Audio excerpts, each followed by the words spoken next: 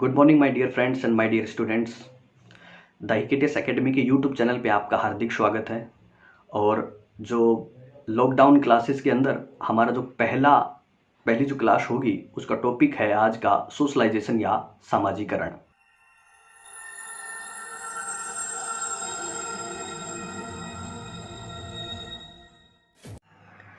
तो हमारा टॉपिक है सोशलाइजेशन या सामाजिकरण।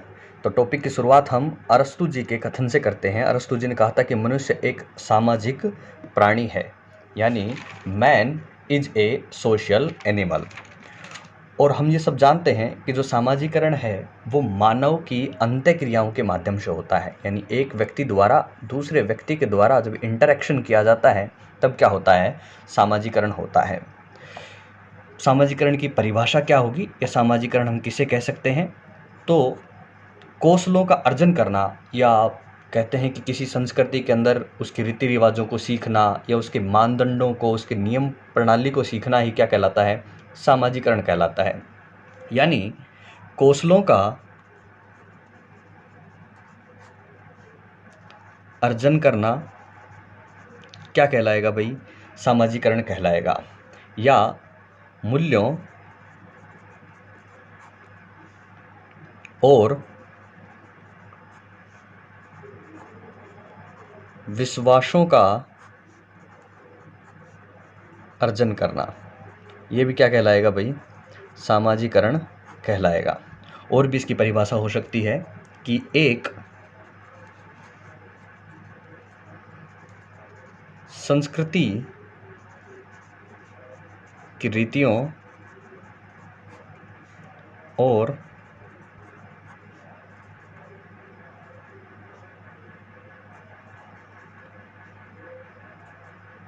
मानदंडों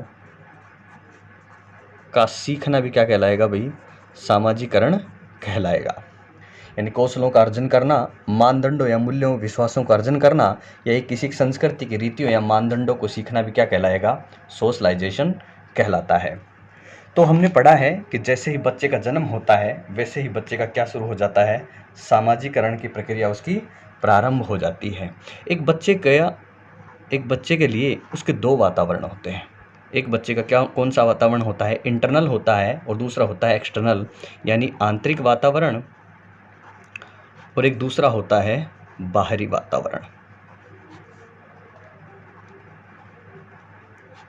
आंतरिक वातावरण, जब बच्चा माँ के पेट में होता है, प्रीनेटल एज के अंदर होता है, तो बच्चे का आंतरिक वातावरण होता है जहाँ बच्चा लगभग 9 माह 10 दिन के अंदर किसके अंदर रहता है, माँ के पेट के अंदर रहता है या गर्भावस्था के अंदर रहता है। तो बच्चे का आंतरिक वातावरण होता है, और इस आंतरिक वातावरण के अंदर बच्चे का किसी प्रकार का सामाजिकरण या सोशलाइजेशन की प्रक्रिया प्रारंभ नहीं होगी।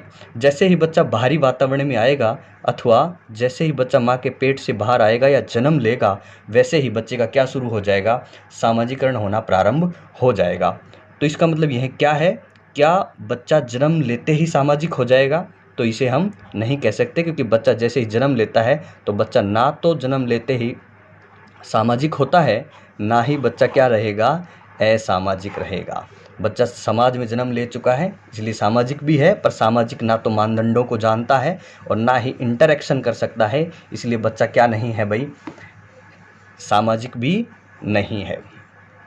जो ये बाहरी वातावरण हमने पढ़ा है, इस बाहरी वातावरण को भी दो भागों में बांटा जाता है।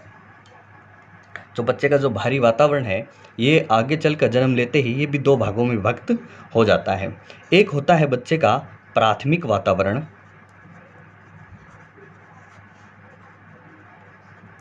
और दूसरा होता है बच्चे का द्वितीय वातावरण।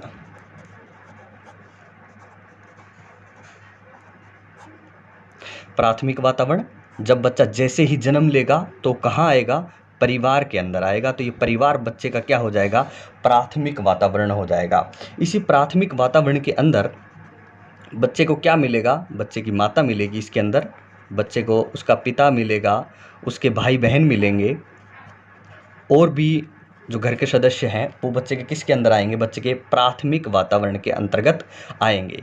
और यही प्राथमिक वातावरण बच्चे का क्या कहलाता है, प्राथमिक वातावरण कौन है? परिवार है। तो यही प्राथमिक वातावरण ही बच्चे का क्या कहलाएगा? प्रथम विद्यालय कहलाएगा। पेपर में पूछ लिया जाए कि बच्चे का प्रथम विद्यालय कौन है, तो बच्चे का प्रथम विद्यालय कौन आएगा? बच्चे का परिवार आएगा। और जो माता के से बच्चा ज़्यादा अटैच होता है, ज़्यादा टच में रहता है, तो यही माता बच्चे की क्या क्या होगी? प्रथम शिक्षक होगी। बच्चे की प्रथम शिक्षक क्या कौन होगी? माता होगी। और बच्चा जो अध्ययन या अधिगम प्राप्त करेगा वो कैसा करेगा? अनौपचारिक रूप से करेगा। जो अधिगम की प्रणाली होगी उसकी वो कैसी होगी? अनौपचारिक रूप से होगी। बच्चा किसी नियम कानून के तहत नहीं सीखेगा, जो परिवार में बिल्कुल अनौपचारिक रूप से क्या करेगा? अपने आप चीज़ों को सीखेगा। दूसरा आता है बच्चे का द्वितीय वातावरण। ये द्वितीय वातावरण क्या है? तो बच्चा परिवार से बाहर जैसे ही दूसरे वातावरण में जाएगा वो बच्चे का द्वितीय वातावरण कहलाता है। या बच्चे का द्वितीय वातावरण जब बच्चा परिवार को छोड़कर किसी अन्यतर स्थान पर जाए तो वो बच्चा कब जाता है? जब बच्चा विद्यालय जाता है। तो ये विद्यालय बच्चे का क्या हो जाएगा? द्वितीय वातावरण होगा, जहाँ उसे उसके पीर ग्रुप्स मिलेंगे, उसके साथी समूह मिलेंगे, जिनके पास वो क्या करेगा? अंतःक्रिया करेगा, जिसमें उसकी सामाजिकरण की प्रक्रिया क्या होगी? प्रारंभ हो जाएगी। और ये सामाजिकरण की प्रक्रिया कैसी होगी? जटिल होगी। क्यों? क्योंकि बच्चा, हम जानते हैं कि जो जटिल सामाजिकरण होता है वो बच्चे की बाल्यावस्था में होता है। और बाल्यावस्था में क्यों होता है? क्योंकि बच्चा बाल्यावस्था के अंदर कहाँ जाता है? विद्यालय जाता है। और जैसे ही बच्चा विद्यालय जाएगा तो वहाँ उसका जटिल सामाजिकरण होगा, क्योंकि परिवार के अंदर तो सब लोग उसे कोऑपरेट कर रहे थे, और द्वितीय वातावरण के अंदर, विद्यालय के अंदर बच्चे को सभी कार्य या इंटरेक्शन करने के लिए स्वयं को भी भागीदार बनाना पड़ेगा। तो ये बच्चे के लिए कैसा हो जाएगा? जटिल सामाजिकरण हो जाएगा। यहाँ जो शिक्षण या अधिगम की जो प्रणाली होगी वो अधिगम की प्रणाली कैसी होगी? औपचारिक रूप से होगा। जो शिक्षण या अधिगम करेगा बच्चा वो कैसा करेगा? औपचारिक रूप से अधिगम करेगा। एक बार इसको भी देख लेते हैं। औपचारिक, तीन चीज़ें होती हैं ये: औपचारिक, अनौपचारिक और गैर औपचारिक।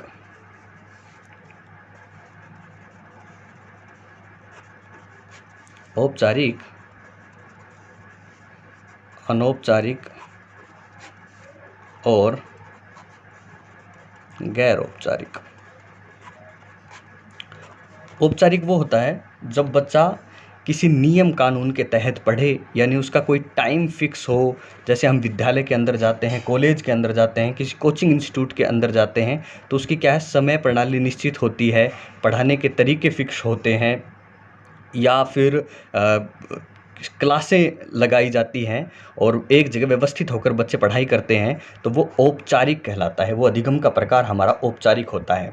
अनौपचारिक, जहाँ कुछ भी चीज़ें फिक्स नहीं होती है, सीखने के लिए कोई मानदंड नहीं होते हैं, कोई नियम नहीं होते हैं, तो ऐसी प्रणाली अनौपचारिक कहलाती है। और अनौपचारिक कहाँ होता है? हमारे सिर्फ परिवार के अंदर होता है। एक होता है गैर औपचारिक। गैर औपचारिक होता है, जैसे हम कुछ बच्चे हैं जो डिस्टेंस से पढ़ते हैं, प्राइवेट पढ़ते हैं या नॉन कॉलेजिएट पढ़ते हैं, जिसमें बच्चे टेस्ट तो देते हैं पर विद्यालय नहीं जाते हैं या महाविद्यालय रेगुलर नहीं जाते हैं, यानी पढ़ने की जो समय सारणी फिक्स नहीं होती है। तो ऐसी चीज़ें क्या कहलाती हैं? गैर औपचारिक कहलाती हैं, यानी फॉर्मल, इनफॉर्मल और नॉन फॉर्मल। अब बात कर लेते हैं इसकी अवस्थाओं से जुड़ी हुई। तो पहली अवस्था होती है बच्चे की, कौन सी है? इन्फेंसी एज या शैशव अवस्था। शैशव अवस्था के अंदर बच्चा क्या होता है? स्वार्थी होता है।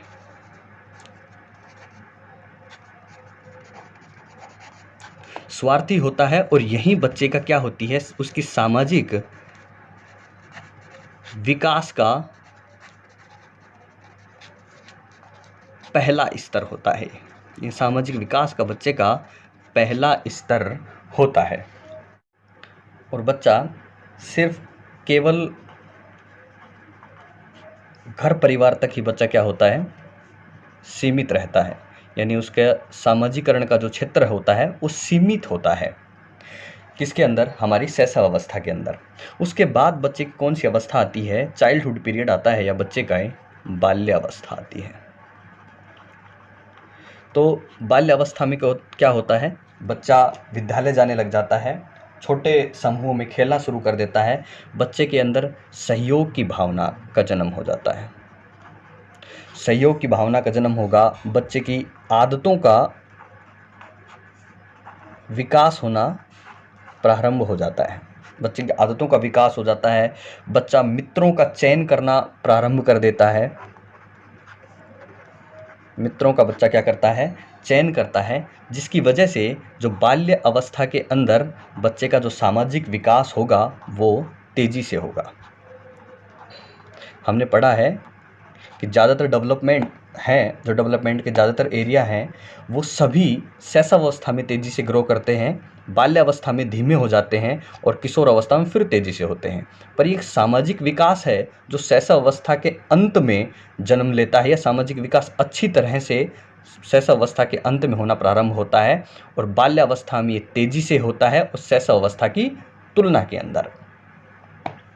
और इसके अंदर कौन कौन शामिल हो सकते हैं, हमने पढ़ा था कि इसके अंदर विद्यालय हो सकता है, बच्चे के दोस्त हो सकते हैं, बच्चे मार्केट जाता है तो मार्केट हो सकता है, बाज़ार हो सकता है, किसके अंदर। और उसके बाद आता है बच्चे का किशोर अवस्था, तो बच्चा किशोर अवस्था के अंदर और तेज़ी से क्या करेगा, सामाजिक विकास करेगा, क्योंकि सामाजिककरण का जो उसका दायरा है वो बच्चे का क्या हो जाएगा, और ज़्यादा बढ़ जाएगा। इसके बाद कुछ थ्योरी हैं सामाजिकरण की, उन थ्योरियों के बारे में भी हम बात कर लेते हैं, जिनमें एक बहुत फेमस थ्योरी है जिसका नाम है C.H. कुले की लुकिंग ग्लास थ्योरी। जो C.H. कुले की लुकिंग ग्लास थ्योरी है वो भी कई बार पेपर में पूछ ली जाती है।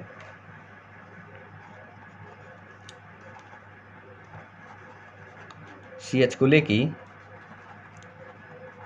लुकिंग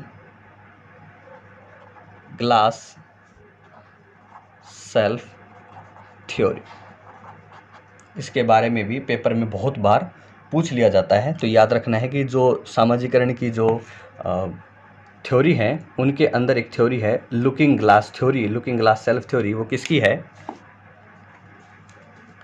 वो है C.H. कुले की।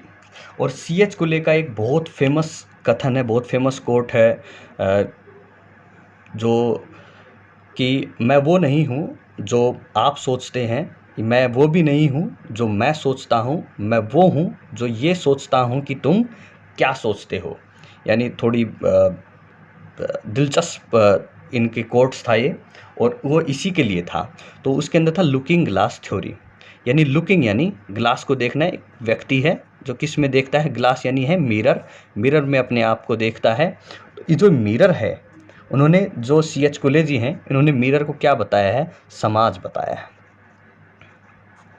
क्या बताया है, समाज बताया है कि एक व्यक्ति है या एक बच्चा है जो अपने आप को किस में देखता है, समाज के अंदर देखता है, यानी समाज के लोग उसको देखते हैं, उसकी क्रियाओं को देखते हैं, और फिर वो ये सोचता है कि ये लोग मेरे बारे में क्या सोचते हैं, और उसी के आधार पर वो अपना परसेप्शन या अपनी इमेज को क्या कर लेता है, डेवलप कर लेता है। यही क्या है, उनकी लुकिंग ग्लास थ्योरी है। ये 3 स्टेप्स के अंदर होती है। पहला कि एक व्यक्ति है पहले स्टेप्स के अंदर जो दूसरों के सामने ये परसेप्शन क्रिएट करता है कि मैं कैसा लगूंगा, लोग मेरे बारे में कैसी बात करेंगे। उसके बाद दूसरा स्टेप आता है कि लोगों से वो क्या लेता है, उस चीज़ के ऊपर अपनी रिएक्शन लेता है या उसका अपना जजमेंट लेता है कि लोगों ने मेरे बारे में उस चीज़ को देखकर क्या बातें की हैं। उसके बाद नंबर 3 स्टेप के अंदर वो जो रिएक्शन हुई थी उस रिएक्शन के आधार पर अपने अंदर क्या करता है, या तो बदलाव करता है या जैसा भी उसके अंदर उन रिएक्शन को देखकर उन चीज़ों के बारे में क्या करता है, सोचता है और अपनी इमेज उसी आधार पर बना लेता है। जैसे पहले स्टेप के अंदर बच्चा कोई नए कपड़े पहना और नए कपड़े पहनकर वो सोच रहा होगा कि लोग मुझे जब इन कपड़ों में देखेंगे तो क्या सोचेंगे। उसके बाद बच्चा क्या होगा, उस जगह जाएगा और लोग उसे देखेंगे तो लोग उसके ऊपर क्या देंगे, रिएक्शन देंगे या अपनी क्या देंगे, जजमेंट देंगे।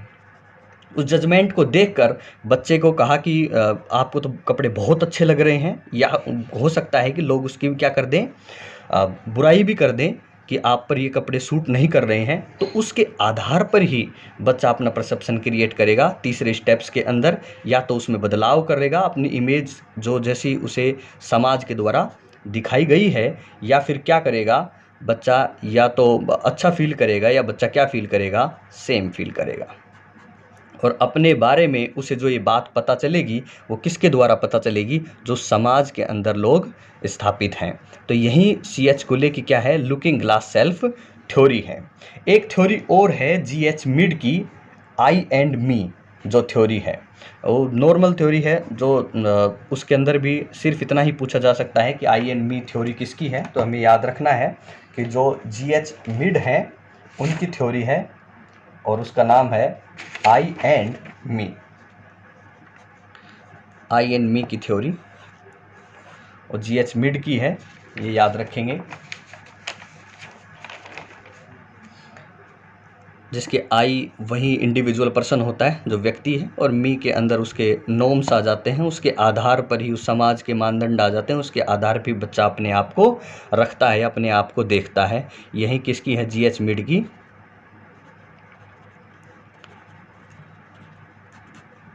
आई एंड मी थ्योरी है। और इसके बाद जेंडर बायस टॉपिक आ जाता है, और जेंडर बायस टॉपिक को भी हम कवर करेंगे अगली क्लास के अंदर। और इसके साथ अगर आप इसका स्क्रीनशॉट लेना चाहें तो आप दोनों पेज का स्क्रीनशॉट भी ले सकते हैं।